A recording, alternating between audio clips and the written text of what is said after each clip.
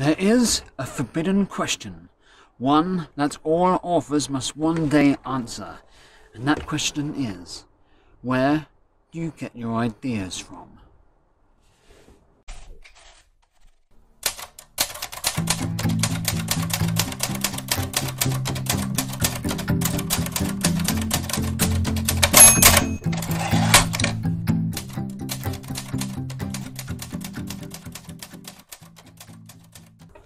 Did you miss me? I wasn't here last week, there was no video, and that is because I was writing. Much writing means no video for you. Luckily for you, I'm stuck again. Oh no, that's not true. Luckily for you, I managed to get all my writing done already and it's only 3 o'clock, so we have time for a video. The topic of today's video is ideas. Where do they come from? Many authors have tried to answer this, and most authors give a silly answer, because it is one of the most difficult questions to give a sensible answer to. And I think the reason for that is because the real answer is quite boring. So I put it out there to some writer friends of mine in the bestseller experiment writers group, and they were kind enough to offer some answers to the question. James Sharp said, "They're dredged up from the despair void inside me." Mark Hood, he said, "There's a dark alley near me which ideas use as a shortcut."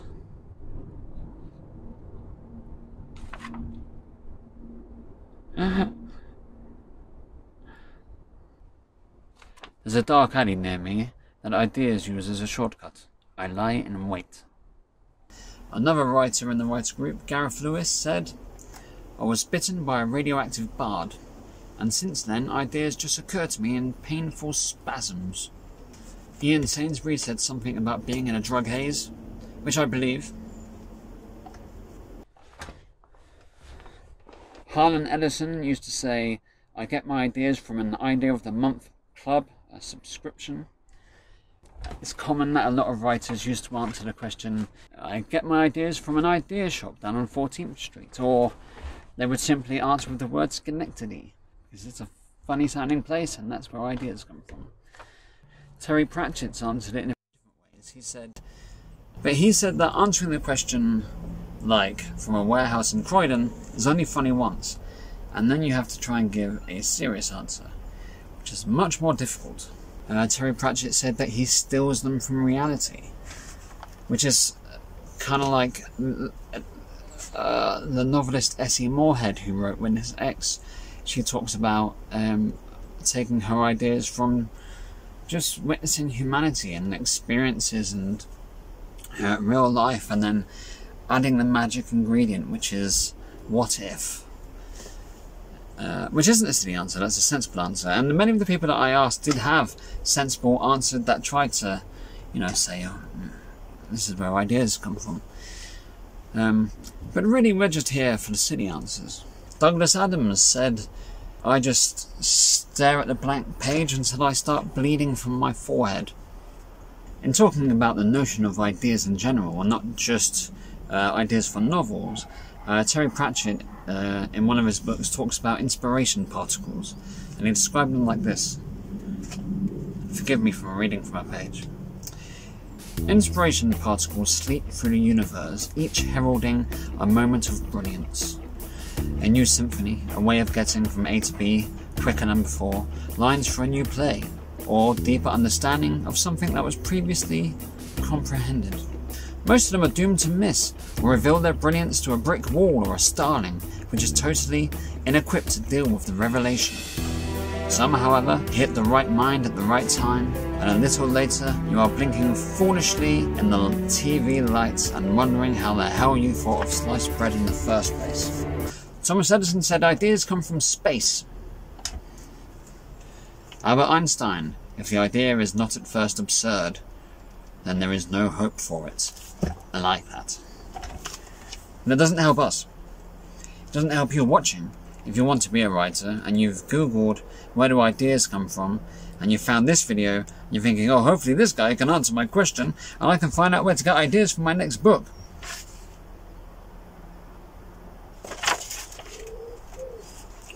I think I may have found something. Another quote from Albert Einstein. Why is it I get my best ideas in the morning while I'm shaving? And then this, from Johann Brahms. The best ideas come to me when I polish my shoes early in the morning. So, we have a connection. Both these great geniuses had their ideas in the morning, one whilst he is shaving, and one whilst he is polishing his shoes. So if you're looking to start your first novel and you need that idea, wake up early and polish your shoes while shaving, and soon genius will come to you. On the subject of genius, let's talk about the ancient Greeks and the ancient Romans. Now, the ancient Greeks, they believed that in the muse as a sort of demon, the Romans' idea of a genius was of some divine entity that lived in the walls of artists' studios and gave the artists inspiration. And so if you were possessed by genius, you were literally possessed. Yes, and Greeks believed in muses and whatnot. In fact, Stephen King talks about muses in his book, On Writing.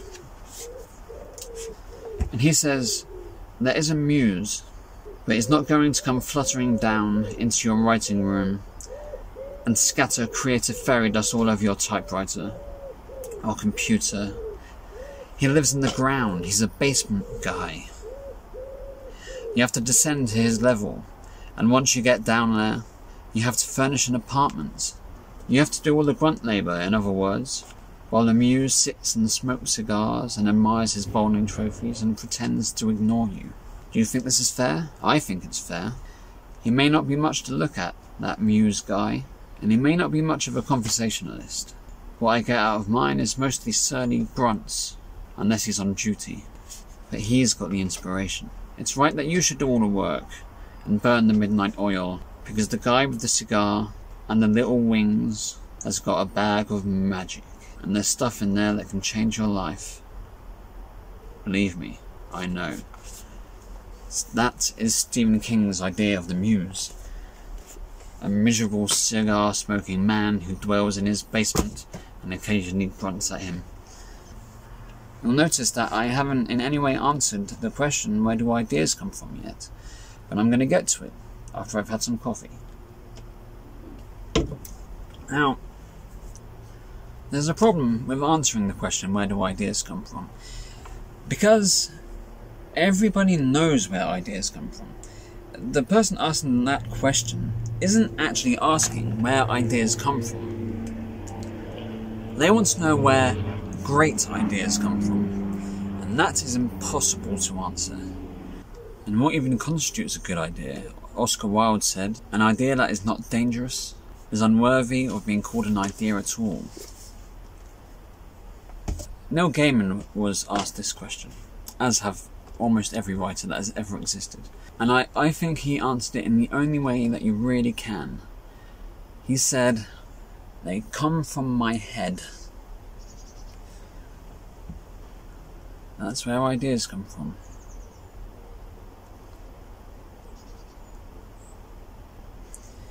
It's like trying to explain what daydreaming is, you know? Because writing is really just applied daydreaming, you know? When that teacher is telling the kid at the back of the class to stop daydreaming, what she doesn't realise is what she has on her hands is a writer. He just doesn't know it yet, you know? Just an Imagineer.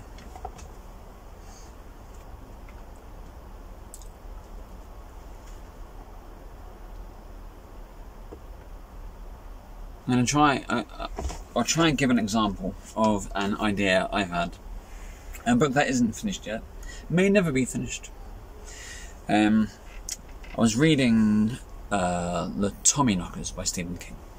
And there is a bit, this isn't too much of a spoiler. There is a spaceship buried in the land at the, in the land at the back of this woman's house. Right? And there's a scene where she's trying to get into the spaceship and she's cutting the metal, and an image came to me of a woman opening a tin of beans, and then she takes off the lid and she looks inside, and there's a patch of fur in the beans. Now, and she thinks maybe there's a dead mouse in here, and so she puts her fingers in, and she takes it by the hand, and it feels like a marble wrapped in rubber. And she pulls it up and sees a head and shoulders, and she drops the tin, and the body of a tiny man, the naked dead body of a tiny man, flops out onto the floor, surrounded by beans.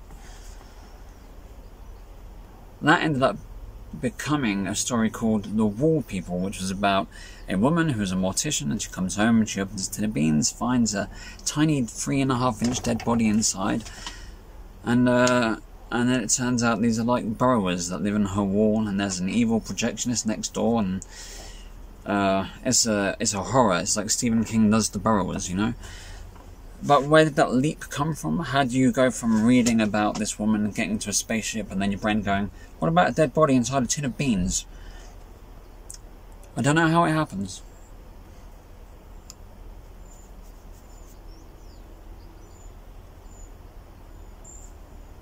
I'm having an idea right now. You are witnessing it live. I was talking, and then an idea came to me.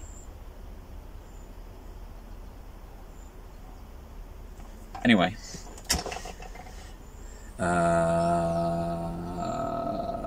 distracted now because I want to play with a new idea. And I can't talk about it because then the idea will die.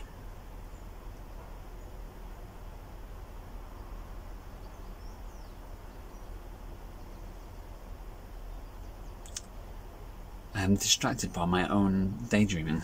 Okay. Are we done here? Has this been a complete waste of time? I think it probably has been. But you know, I said I was going to do a video every week. I didn't do one last week. I've been thinking about this whole problem of where ideas come from. I haven't been able to answer it very clearly, so I thought I can't do this video because I don't know the answer. So I've just randomly quoted a bunch of other writers and what they think about ideas and where they come from. And none of us have learned anything. Yes, it's been a successful video as far as my videos go.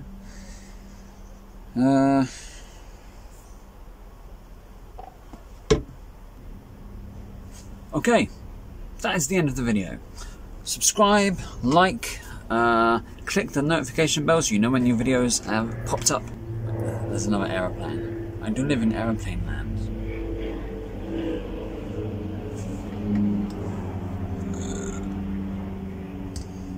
If you're an author and you have a newsletter, why not pop a link to one of my videos or my channel at the bottom of your newsletter? It won't even take up much room, it's just one tiny link. And let me know if you did, and I'll mention your books. That is all from me. Tally ho.